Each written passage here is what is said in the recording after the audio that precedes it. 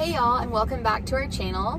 So my name is Emily, and if you haven't already been here, my husband BG and I made this channel in order to help people recover from severe anxiety, agoraphobia, DPDR, panic disorder, all that good stuff, because I went through this myself in 2021 and tried a billion things, eventually learned how to recover by desensitizing my nervous system and by responding in a way that showed my body that I'm safe, even though it felt like it was dying all the time.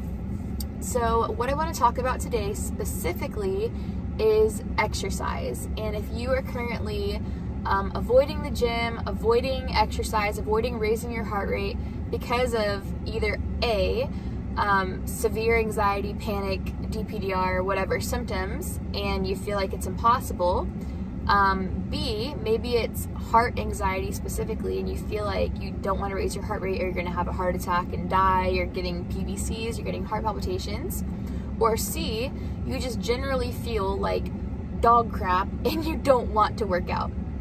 So if it's one of those three things, I want to help give you the exact steps to take in order to get back into it.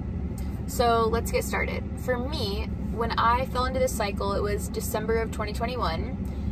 6 months later, in June, is when I first started my baby steps to exposure. So I'm talking like walking from my house to the stop sign, like not far away. Walking to my house to the mailbox, not far away, one street over. Driving from my house to the mailbox, one street over, with my husband next to me, right? And just super, super baby steps. And a few months later, I got to the point where I was like, I gotta exercise. And specifically, one of the conditions that I've had actually since 2019, when I got pregnant with my son, is POTS. And if you're familiar with that, you know that it comes with a lot of symptoms in itself. And one of the cures for POTS is exercise.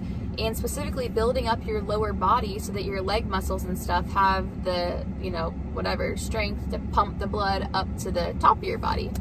So anyway, I know that exercise is good for me. I know that I used to love exercise. I used to work out like twice a day many years ago. And I started to kind of just stop exercising as much when I had my first baby and got my stay-at-home job. And then 2, I definitely just avoided it entirely once I fell into this anxiety cycle. So when I started to exercise, my biggest symptoms, my biggest issues with it were that I felt like I was going to pass out 24/7 for like a year straight. And adding exercise into that felt pretty much impossible. And so we have a gym in our garage, we have a treadmill in our bedroom, and I decided, okay, I'm going to get on the treadmill and I'm going to walk for 5 minutes, no matter what. And I'm going to use the ideal response to practice, because if you're not responding the correct way, there's really no point in doing this, because all you're doing is just stressing yourself out, and you're likely going to respond in a way that's going to reinforce to your brain that there's a problem. If you get off that treadmill, for example, and you're like, oh my God, I feel like I'm going to pass out. This is the time I have to get off now. Now your body's going to push back even harder next time, because it's like at that 4-minute mark, she was going to die. So we definitely have to, keep this up and keep protecting her. So anyway, I was practicing response, which is the ideal response, linked in this video. Definitely download that. It's free, obviously, and it's there to be that foundation of recovery, essentially. So I would get on the treadmill, I would practice this response, and I felt like I was going to pass out. I felt generally terrible. I was having heart palpitations. At the time, I was still very scared of raising my heart rate, what it was going to do. I had really never experimented and gotten past those initial, panic feelings, right? So when I would feel panic, I would run from it. I would wait it out. I would just freeze, basically, and freak out until it ended. So my biggest fears were well, what lies after that panic?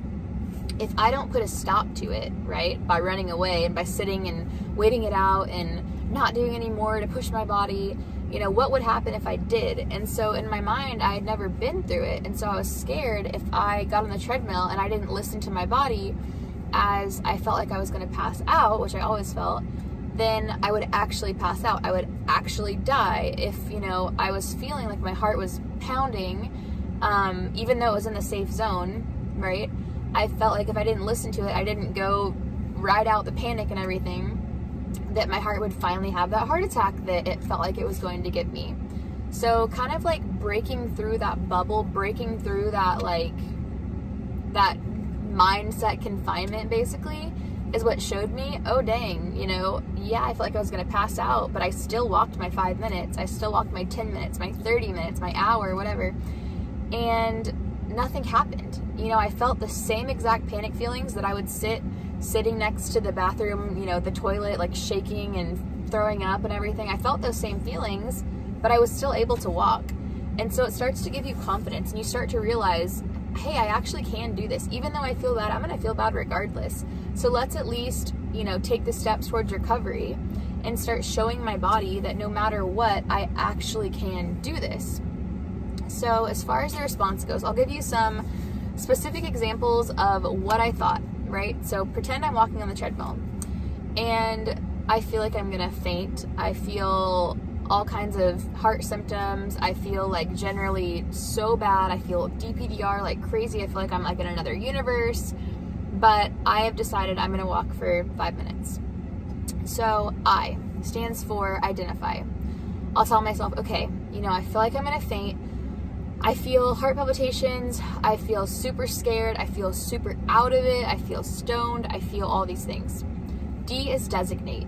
I know because of how my nervous system works that this is literally just my body's protection mechanism. It has to learn that I'm safe, even though, you know, I've been telling myself for so long that I'm not safe in these situations. So it's just anxiety. It's just the effects of an adrenaline rush.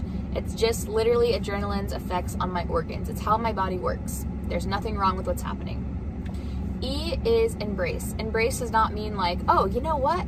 I like this. This feels great. I'm not scared at all. That is totally not what embrace is.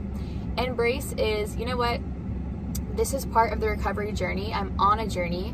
I'm running the marathon. This is not a sprint. There's no quick way out of this. So let's, you know, take the path to recovery.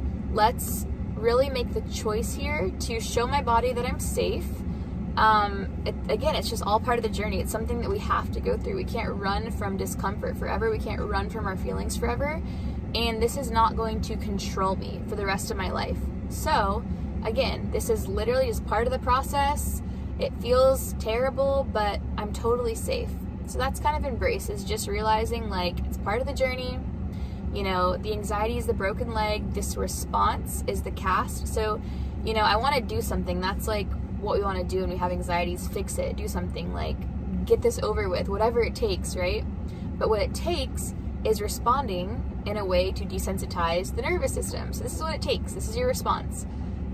So just kind of like easing into, this is a season. This is what I have to do. I'm going to be okay. Regardless of how I feel, I'm going to be okay. So it's more of a mindset. A is address the task originally at hand. So it's like, all right, back to walking, back to listening to music, whatever. L is live your life. So maybe you do that and you're like, whew, I did it. And then 1 second later, your body's like, oh my God, am I going numb? What is happening? You know, you have all these new symptoms. And go through it again, identify. I'm feeling numb. I'm feeling weird. My arm's going numb. My legs are going numb. Am I even walking? What the heck's happening? Okay, D, designate. This is anxiety. I've been through this a million times, you know? If something were to happen at this point, then I'll deal with that when it happens. Likely it won't. If I pass out for, you know, finally pass out, right? If I finally drop dead, then there's nothing I could have done to fix it anyway, right? So just kind of like telling yourself the truth, right? Telling yourself like, this has happened so many times. This is likely not your first rodeo. And if it is, maybe it takes some time to get to the point where you feel this way. But just realizing like, it hasn't happened yet. It probably won't happen. It's okay. It's just anxiety. If it's not, we'll deal with it then. But I've already been to the doctor probably 1 billion times and I know it's anxiety. Embrace. Address the task at hand. Live your life. And you just go through that over and over and over again if you have to. So practically speaking, what are the steps that you need to take? One would be set some goals. And the important thing about goal setting is setting goals in order to be, you know, schedule-based, not symptom-based. This is huge. You don't just do the workout when you feel good, because honestly, that's not even a win. And really, that's not a massive step towards recovery. Sure, it's a great lifestyle choice to make, but working out when you feel good is not giving you the chance to respond, to show your body that you're safe when it tells you that you're not. So working out when you feel god awful is amazing. That's a huge win. Like I had 50 panic attacks, which isn't even possible, right? In a 20-minute span, and I still worked out and I practiced my response. Now that's a huge win. So the absence of symptoms does not mean that that's like a win when it comes to recovery. So yeah, setting your goals, saying every morning when I wake up, I'm gonna do a 10-minute workout video.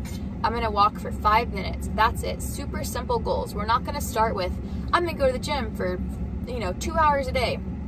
Don't start there. Start at the beginning, right?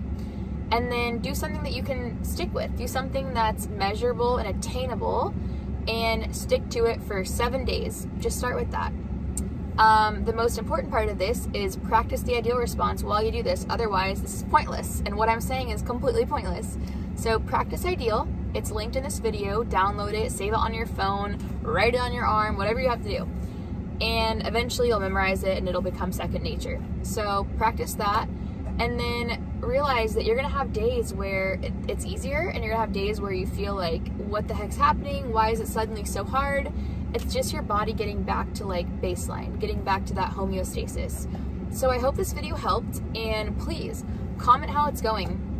Join our private Facebook group. We have a private Facebook group where you can join and say, hey, I worked out today and here's how it went. Here's my questions. Or hey, it went great, and we can walk beside you and celebrate your wins with you and help you through those, valleys. So anyway, please join our group and download the response, and I hope this helps. And if it does, subscribe to this channel, because we're gonna pump out several videos a week, like as many as possible, definitely at least 2, but hopefully more. So I hope you have a great day.